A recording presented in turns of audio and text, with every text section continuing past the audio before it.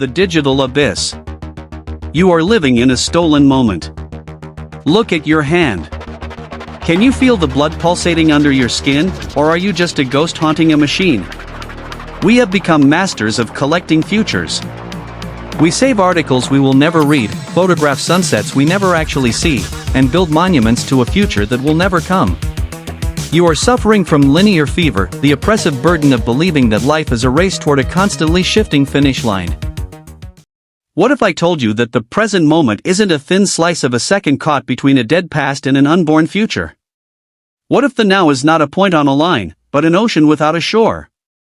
Welcome to the Aeon Presence. The Clockmaker's silence. In the heart of a city that never stops screaming, lived Elias. He was the last of the great horologists.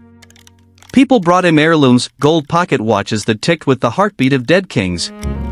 They complained that their watches were too slow, or too fast. They were obsessed with the accuracy of their disappearance. One day, a young man entered, frantic. "It stopped," he gasped. "Fix it. I'm losing time.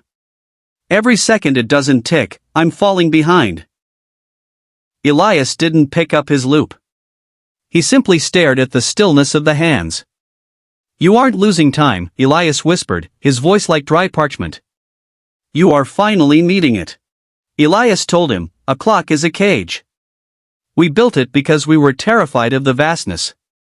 But look at the lake. Does the water ask what time it is? The lake is an aeon. It doesn't move toward tomorrow, it simply is." The young man reached out to touch the emptiness. In that stillness, the sound of his own breathing became a thunderclap. The frantic itch to check his pocket vanished. He was no longer waiting for the next thing. He was the thing. He was the cold air, the silver light, the infinite echo. He didn't find a second. He found an era.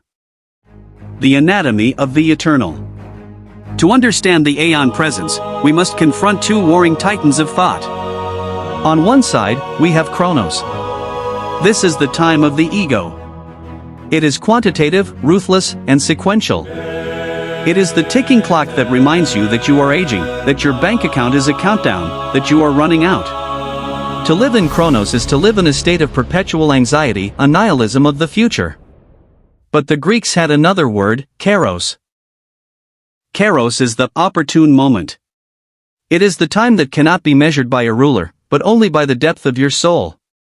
When you lose yourself in a masterpiece, when you look into the eyes of a loved one and the world disappears, that is Kairos. We propose a third state, the Aeon. In Stoicism, Marcus Aurelius spoke of the Inner Citadel, a place where the soul is untouched by the frantic currents of the external. The love of one's fate is the key to the Aeon. If you love this exact moment, even its pain, you strip time of its power to hurt you.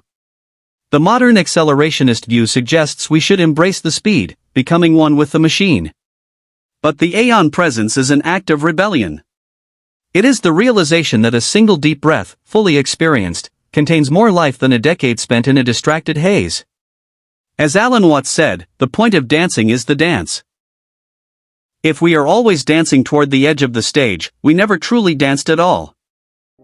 Reframing the void. How do we enter the Aeon? It is not through meditation retreats or mountain tops. It is through the reframing of the ordinary. Apply this formula: if we accept the Aeon Presence, the idea that this moment is a complete universe in itself, then our anxiety about making it suddenly becomes irrelevant. If you are washing a cup, the cup is the center of the galaxy. If you are stuck in traffic, the hum of the engine is a symphony. You are not between places. You are always at the destination. Stop trying to spend time. You cannot spend what you do not own. You can only be time. The resonance. The clock is ticking. But the Aeon is waiting. You are not a drop of water moving toward the ocean. You are the entire ocean, shivering in a single drop. Tonight, when the world goes quiet, don't ask yourself how much you achieved today. Ask yourself, how many times were you actually there?